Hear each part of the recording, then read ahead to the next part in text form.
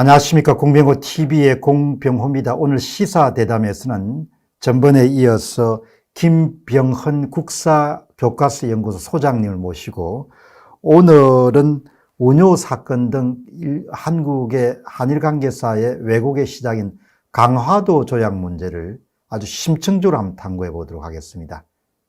감사합니다. 네, 감사합니다. 네. 강화도 조약 이렇게도 부르고 또 조일수 상호통상조약 이렇게도 부릅니다. 이제 원래 이름은 조일수호조규고 예. 강화도 조약은 강화도에서 맺었다고 해서 붙인 속칭이죠. 예. 그럼 정식 명칭은 조일수호조규. 조일수호조규. 예, 수호조규. 예. 그래서 조일수호조규를 써야 되는데 교과서에는 또 강화도 조약을 많이 쓰고 있습니다. 정식 명칭이 아니죠. 그러니까 근데 조일수호조규를 1876년에 체결할 때 이 조일수호조규는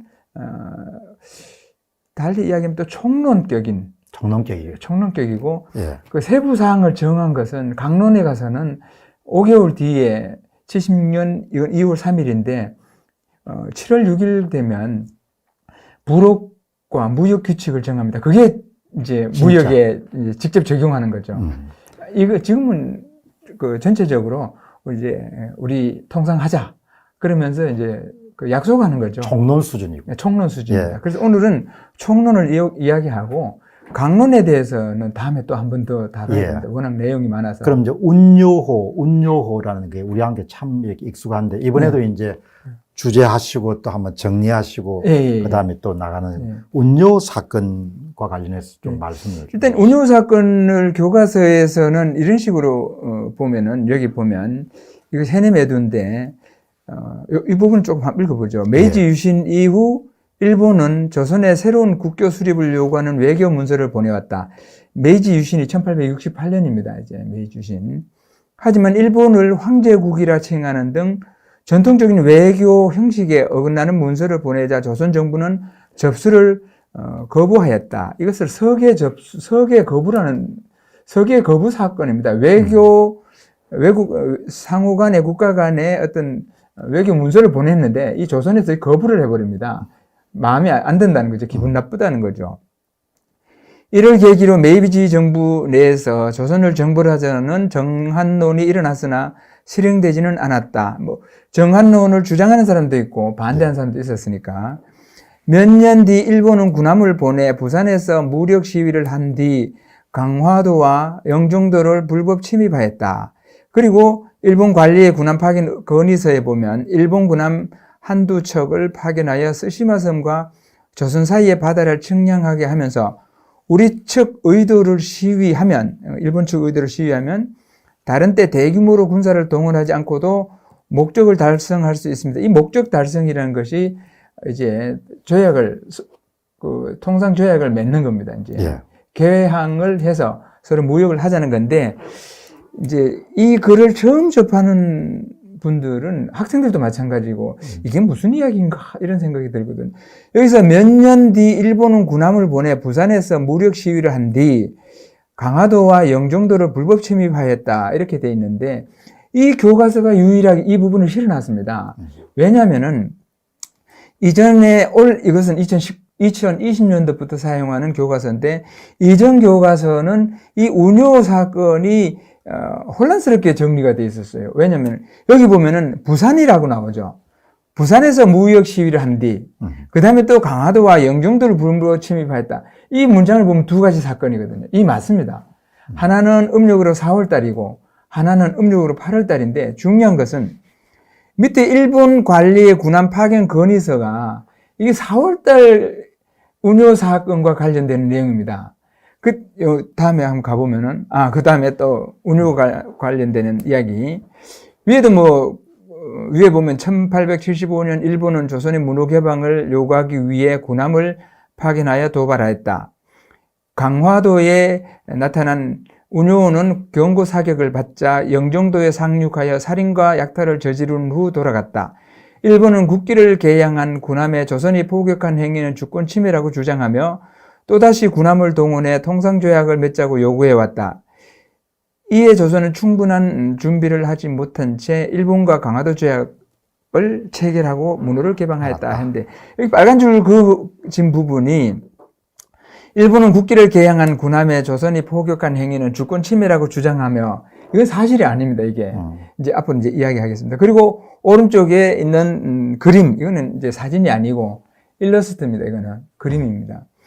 일본은 과거 미국이 자국에 강요하였던 외교 방식을 본떠 무력을 사용해 조선의 문호 개방을 요구하였다. 이건 아마 그 박사님께서도 운요라는 그림이 아마 눈에 익으실 겁니다. 이게 예, 전부 다 이게 운요라고 하는데 예. 그리고 사실, 이제 말씀하신 거가 예. 그 내용도 좀 예, 익숙합니다. 충분히 워낙 유명한 예. 거니까. 근데 여기서 상당히 오류가 있습니다. 일단 이 그림은 운요가 아닙니다. 나중에 나올 겁니다. 이 그림은 운요가 아니다. 그 다음에 일본은 국기를 개양한 군함에 조선이 포격한 행위는 주권 침해라고 주장하며 이것을 주장하면서 통상조약을 맺자고 요구해왔다. 이거는 사실 아닙니다. 이제 하나씩 살펴보겠습니다. 앞에 이해가 안 되지만은 조금 네. 지나면은 이해가 될 겁니다. 뭐 메이지 유신 이후에 이제 메이지 유신 이전에는 쇼군 체제에서 조선은 스시마 섬과 연락이 된 거죠. 예. 저 주황해하고는 아무 그게 없이. 근데 메이지 유신이 되면서 이제 대정 봉환을 해서 이제 쇼군 체제에서 천황으로 이제 가버렸죠. 그러니까 이제 정치 통치 체제가 이제 바뀌었죠. 바뀌니까 이제는 중앙에서 천황이 이제 최고 통치자가 됐기 때문에 조선의 외교 문서를 보내는 외교 문서의 주체가 쇼군 스시마 번주에서 이번에 천황으로 바뀌어버리기 때문에 모든 게 바뀔 거 아닙니까? 그 전에는 스시마 번주하고는 뭐 조선의 그 이조 판서라든가 이런 사람하고 이렇게 예조 판서라든가 이렇게 레벨이 맞았었는데 이제는 천황이 되니까 조선 국왕에게 직접 그 외교 문서를 보내면서 그 문서에는 자기네들이 황제할 때 황자를 쓰고 대일본을 쓰고 이렇게 이제 완전히 바뀌어버리니까 조선에는 어이가 없는 거죠. 조선 입장에서는. 그러니까 도대체 이런 예의가 없는 말도 안 되는 이런 문서를 보낸다 해서 이건 서류를 접수하지 않습니다. 그래서 조선은 격이 안 맞다. 라고 단정 짓고 서계 접수와 사신 접견을 계속 거부합니다. 이 1868년 메이지 유신 이후로 1876년 강화도 조약 조율소족이 체결될 때까지 7년 동안 계속 안 받는 겁니다. 그러니까 일본에서는 사신 보내도 조선에서 안 받아들이고 서류 외교 문서 보내도 서계를 보내도 안 받고 하니까 이거는 외교상 이제 수모라고 이렇게 생각하죠. 일본에서. 그래서 일본 조회에서는 정한론이 대디가 된 게 쳐들어가야 된다. 이대로 또 우리는 수모를 참을 수 없다. 이렇게 된 겁니다, 이게. 근데 아까도 말씀드렸듯이 정한론을 찬성한 사람도 있지만 반대 사람도 있고 해서 뭐 그 과정에서 이런 뭐 정치적 사건을 해서 사람이 죽기도 하고 이렇게 됩니다. 근데 1873년이 되면 이제 흥선대원군의 그 영향력이 상실됩니다. 교과서에는 보면 흥선대원군이 뭐 국정에서 물러나고 그 다음에 뭐 고종이 친정을 선언하고 이렇게 진원식을 다룬 건데 그렇게 서술된 거는 전부 다 잘못된 서술이고 이제 흥선대원군의 불법 영향력이 상실되니까 오히려 고종은 일본과의 그 통상에 대해서 우호적이기 때문에 이제는 뭐가 되겠다 하면서 관계 회복을 시도를 합니다. 그래서 74년에 일본 외무성의 모리야마 시게루가 그 동네에 있는 외학 훈도 현석운하고 이렇게 또 논의를 합니다. 우리 이제 다시 한번 우리 관계를 회복하자. 그러면은 이 외학 훈도가 외무성에서도 서계를 보내고 스시마 번주의 명의에도 서계를 보내라. 그럼 우리가 검토하겠다. 그런데 이렇게 왔는데 보니까 또 대일본이라고 써놓고 황상이라고 써놨단 말이죠. 일본 입장이 당연한 거죠, 이거는. 너무나 당연한 건데 조선에서는 이거 말이 안 되는 거죠. 그리고 그전에는 계속 한문을 써서 보내는데 이제는 일본어로 써서 보내고 그 다음에 밑에 두 번째가 중요한 건데 그전에는 스시마 번주가 조선에 문서를 보낼 때는 문서 위조의 우려가 있어서 조선에 도장을 파줬습니다. 이 도장을 찍어서 보내라. 그것만 우리는 인정하겠다. 그리고 이 도서라는 것이 도장입니다. 근데 그 도장을 우리 이제 필요 없다. 갖고 가라고 돌려보내줍니다, 이제. 사실 스시마 번주에서는 이게 필요가 없는 거죠, 이제. 그런데다가 사신 접대를 할 때는 사신이 서로 이야기할 때는 또 복장 문제까지 계속 이야기합니다. 그런데 이제 양복을 입고 나오는 거죠. 그러니까 도대체 조선의 입장에서는 참 우물 안의 개구리죠. 조선 입장에서 우린 용납을 못한다. 이건 받아들일 수 없다면서 모든 것을 또 무산시켜 버립니다. 완전히 그러니까 네. 이렇게 완전히 계속 물을 먹인 거네요. 예. 그래서 오늘날하고 좀 거의 좀 유사하다는. 그러니까 역사는 반복되는구나. 뭐 여기서 계속 뭘 이렇게 좀 그럼 만나서 이야기하는 게 아니고 예. 그냥 아예 서류 접수 예. 자체를 거부해버리고 서류 동네에서 아예 거부를 해버리니까. 어쩌면 또 오늘하고 너무 비싸네요. 예. 안 그래도 이야기, 오늘하고 너무 비슷하다. 그래서, 그러니까 우리말로 뭉개버리고 먼저. 예, 뭉개버리니까, 그러니까 이제, 이쪽에 조선에 와서 이렇게 협상을 하던 사람 중에 한 사람이 히로츠라는 사람의 명의로 본국에다가 무력 시위해달라. 이것이 아까 처음에 나왔던 그 이야기입니다. 일본 군함 한두 척을 파견해가지고 스시마 섬하고 조선 사이에 바다를 막 측량한 척 하면서 이렇게 시위하면 우리가 통상 압력을 넣어서 서로 이제 관계를 회복할 수 있지 않겠는가. 이렇게 해서 무력 시위를 주문하니까 음력 4월 20일 날 해군함 운요가 부산함에 입항합니다. 입항한 때 조선에 있는 현서군이라든가 이 사람들 거기 가서 탑니다. 타서 구경도 하고 한번 타보라고 구경하는데 거기서 포도 한번 이 포의 성능이 어떤지 한번 들어보라고 포도 막 쏩니다. 근데 조선에 어떤 공격을 하려고 그런 게 아니고 이런 그 신문물도 있다 이렇게 과시도 하고 그럽니다. 뭐 어느 정도 이제 압력도 넣는 게 있었겠죠. 그리고 또 5월 9일 날 또 제2태미호 정묘호가 또 입항해서 운요하고 같이 무력 시위를 합니다. 그러니까 이때 한두 척 했을 때 운요와 제2태미호 두 선박이 와서 이제 무력 시위하는데 중요한 것은 이때는 무력 시위를 했습니다. 그 다음에 강화도 문제입니다. 8월 달에 강화도는 서해 항로를 측량하면서 일본 선박 군함인데 그 당시 군함밖에 없었습니다. 모든 선박은 군함이라고 생각하시면 됩니다. 군함이라고 해서 특별히 군함을 보는 게 아니고 그냥 모든 뭐 측량 선박도 군함, 무슨 선박도 군함이었으니까. 저 요동반도에 있는데 우장으로 가는 도중에 난지도 지금의 저 난지도가 아니고 저 영종도 있는 쪽에 난지도 그 수심 좀 깊은데 본선을 정박시켜 놓고 거기서 단정리에 내려가지고 이제 담수, 먹을 물을 구하려고 강화도 초지진 쪽으로 접근하는데 그 당시에 우리 조선의 가장 큰 문제가 뭐냐면 정보가 없습니다. 정보가 전혀 없습니다. 정보 교류도 안 되고. 근데 그 수군할 때 물숫자가 아니고 지킬 숫자. 그 수군들이 보니까 단정에 뭐 이상하게 오니까 총을 쏩니다. 포를 쏩니다. 근데 포는 뭐 워낙 위력이 약해서 닿지도 못했는데 아무튼 이 수군들이 포소리가 나니까 얼른 되돌아가서 본함으로 가서 보고를 하니까 그 본함에서 이거 뭐야? 그러면서 그때부터 본함에서는 초지진 공격하고 초지진 공격은 이제 포를 쏘고 그 다음에 또 영종진 지금 영종도 거기는 상륙을 합니다.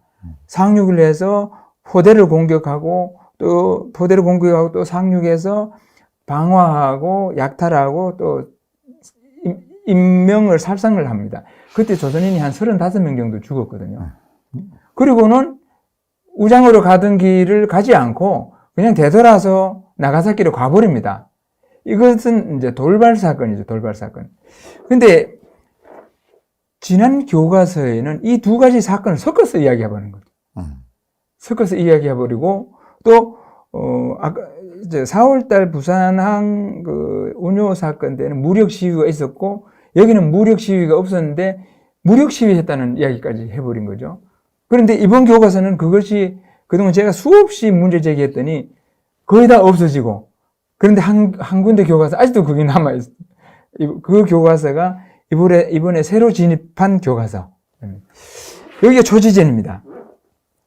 요 앞에 노란 바로 초지전이고. 영종도 바로 앞이네. 예.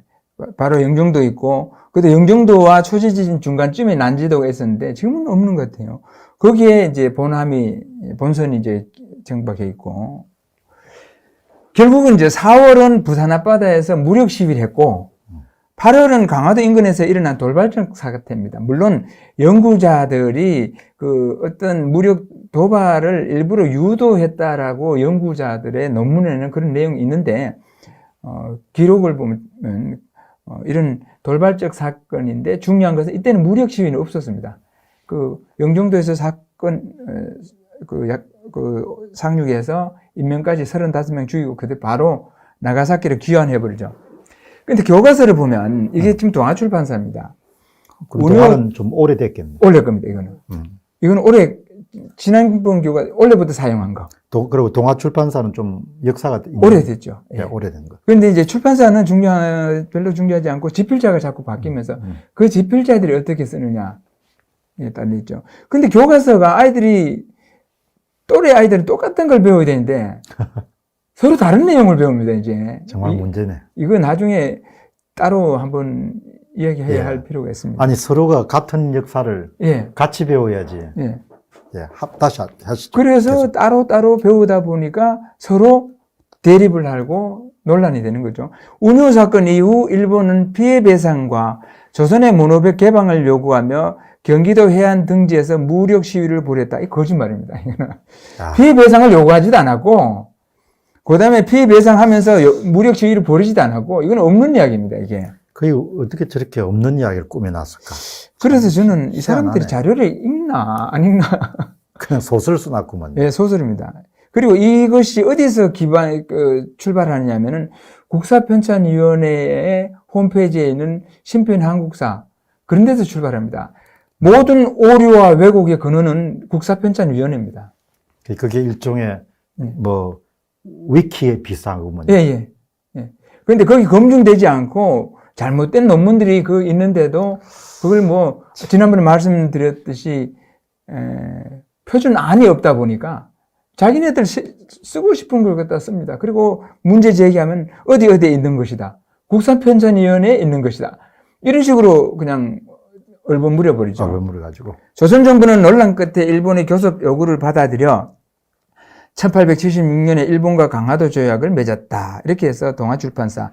앞에 첫 번째 문장은 완전히 거짓말이죠. 이제 픽션이라는 이야기죠. 예. 이거는 사실이 아니니까. 근데 그거 한 사람들한테 좋겠네요.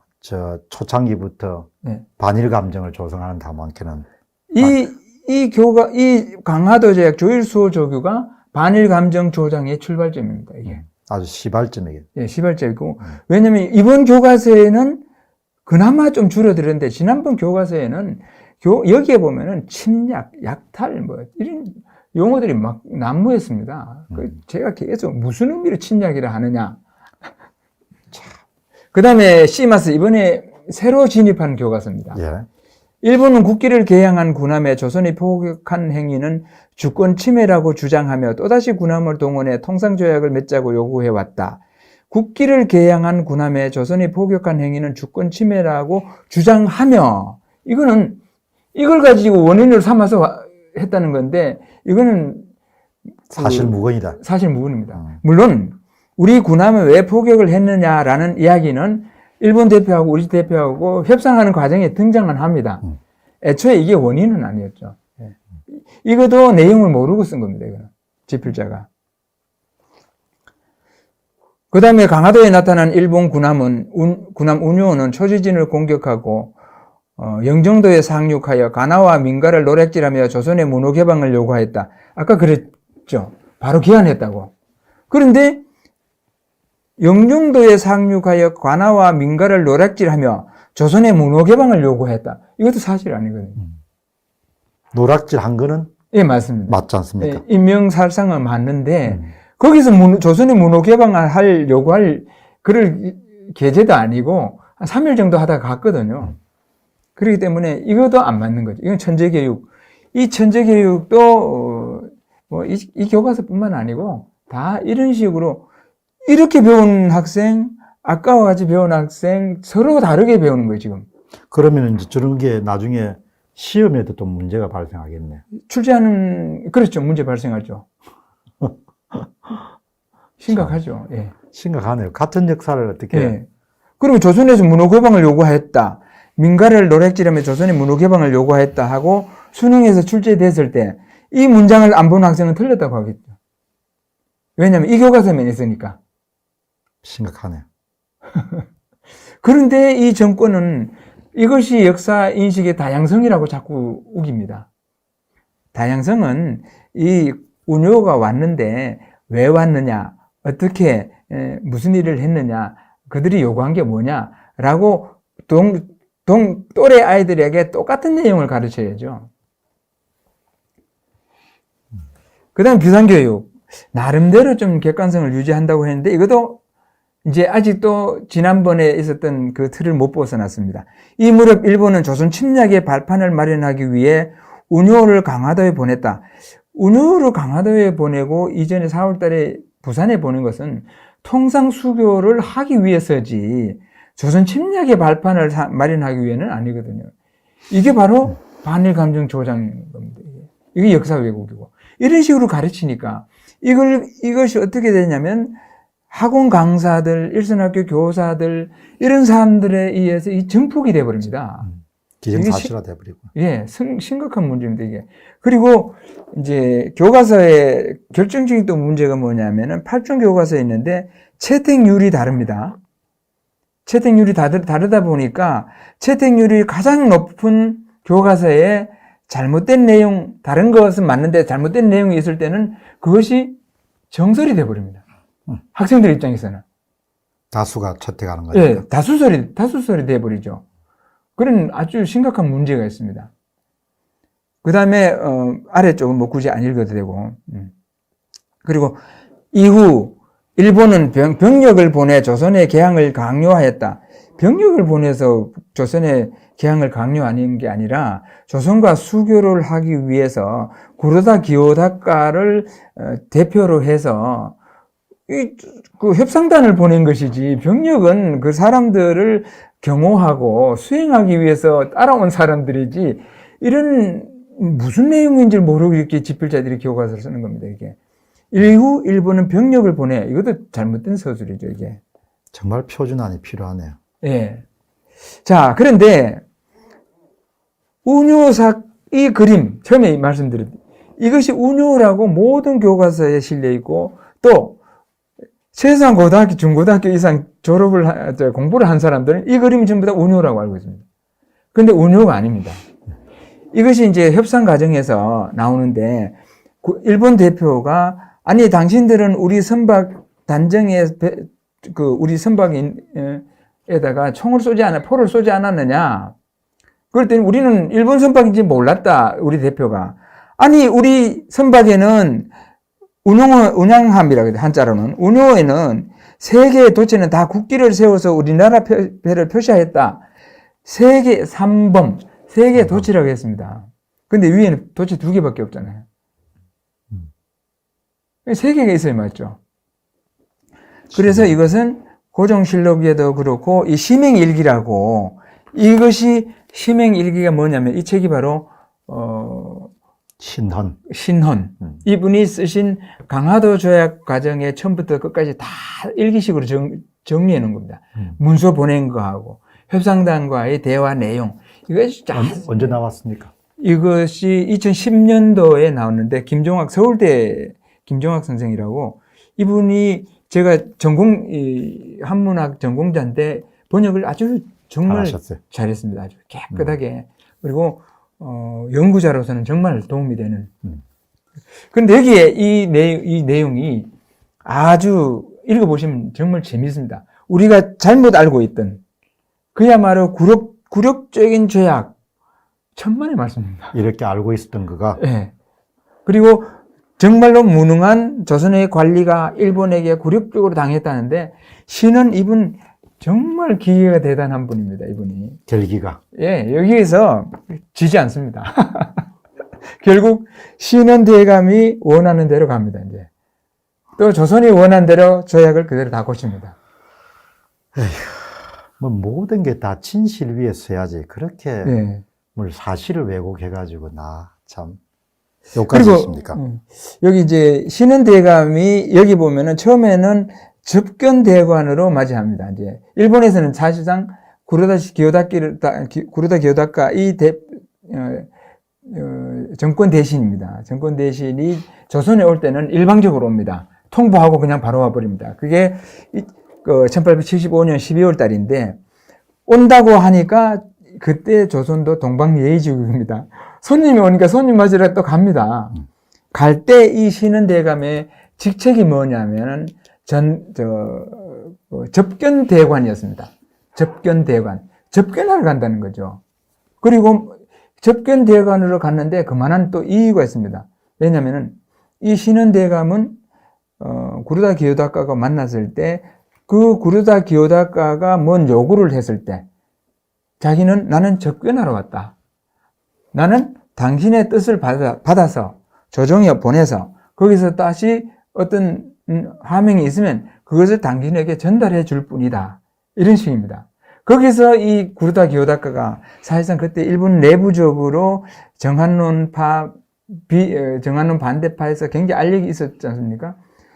빨리 조선하고 이 조약을 체결해야 돌아갔을 때 정치적 생명이 유지가 될 수 있는 그런 절박한 상황에서 신원대감이 시간을 자꾸 끕니다.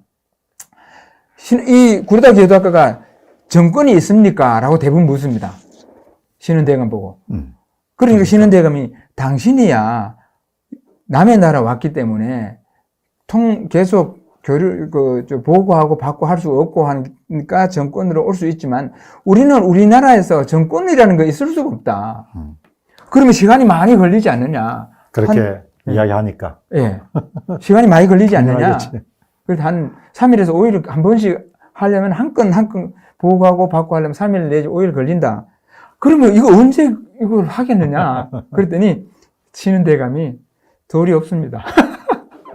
돌이 없다. 배째라라. 네, 배째라 돌이 없다. 기다려라. 아무튼 이렇게 해서 그러니까 모든 종류의 협상에서 네. 시간에 쫓기는 쪽이 일단 지는 거거든요. 그렇죠. 네. 그 이 신원 영감님이 그걸 아셨을 네, 거예요. 아주. 그리고 나중에는 그 일본 대표단에 소속된 중간급에 있는 그 장난치는 사람도 있었거든요. 이걸 또 다른 사람 통역관을 불러다가 음식 대접하고 구워 삶아가지고 그 사람을 빼돌려 버립니다. 그래서 그 사람 왕따 시켜버립니다. 이 신원대감이. 그러니까 이제 우리가 되게 강화도 조약 이렇게 하면은, 네. 우리가 외국과 맺었던 조약들 가운데 가장 불평등도가 심한 조약이다. 최초의 조약이면서 불평등 조약이다. 예, 이렇게 많이 예. 배웠죠. 예. 예.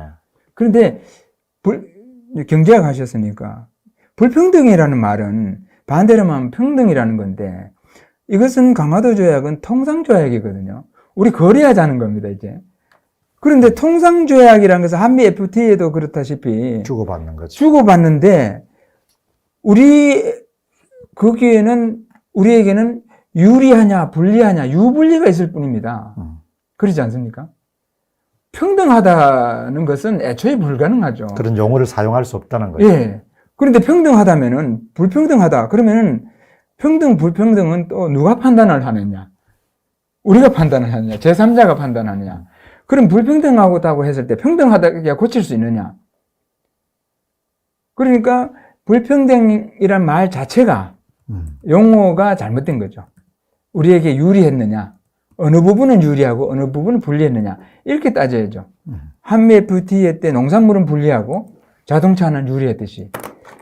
이렇게 해서 운요 사건의 그림은 일단은 이 그림은 모든 교과서에 실려 있는 그림은 운요가 아니다. 그 다음에 운요 사건은 두 번인데 4월 달에 있었던 운요 사건은 부산에서 있었던 것이고 그때는 분명한 무력 시위였다.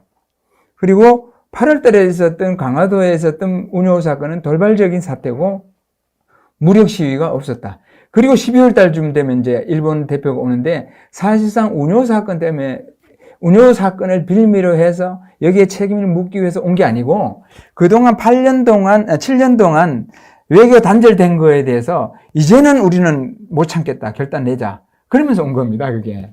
이게 운요 사건 하나 때문에 온 것이 아니고 협상 과정에서도 운요 사건 이야기가 나오기는 했지만 그게 주요 의제가 아니었습니다. 중간에 그건 거쳐가는 정도. 그리고 이제 뭐 우리 조상들이 너무 무능했다 이렇게 하지만 그래도 신헌의 예, 신은대가. 예. 삼행일기, 예, 예. 심행일기, 심행. 심행일기 한번 보시죠. 심행일기, 심행이 예. 심미라는 것이 심도, 예. 강하도. 예. 강하도 조약을 맺었던 예. 그런 인물 가운데 한 분이 신헌. 예, 저도 신은대가. 이 이름 대표입니다. 예, 예. 조선이 기록한 강하도 조약인데 예. 비교적 이 신헌 이분이 기계가 있게 예, 예. 조약을 이끌었답니다. 그게 큰 수네요. 일본 대표와 함께 그렇게 시간이 많이 걸리면 어떻게 하냐? 할 수 없다. 네. 예, 이건 벌써 협상에서 이기고 들어간 거네요. 네. 그리고 나중에 또 이야기 나오지만은 진짜 결정적인 순간에서 안 집니다. 안 밀립니다. 그리고 이분이 이제 서야 하는 분들은 신헌이라 그러면 잘 모르고 신관호라고 하면 잘 압니다. 신관우. 네, 위당 신관호. 이분이 쓴 글씨 중에 유명한 게 하나 있습니다. 경복궁 경혜루 글자를 이분이 쓰셨습니다. 아, 경혜루 그 큰 글씨를. 경북군 경혜루 네, 글씨. 아주 명필입니다, 이분이. 참 여기 보니 제이슨이라는 님이 과거 선조들이 왜 가난했고 힘이 없었는지 배우고 한강의 기적을 어떻게 만드는지 배우는 것이 너무나 중요합니다. 참 이렇게 배웠으면 정말 어떻게 이렇게 잘 못 배우는지 모르겠어요. 제대로 가르쳤으면 좋을 텐데. 그래서 신은대에 가면 태어났던 집에도 가보고 그랬는데 어디서 태어났습니까? 진천 쪽인가 그럴 겁니다. 아마.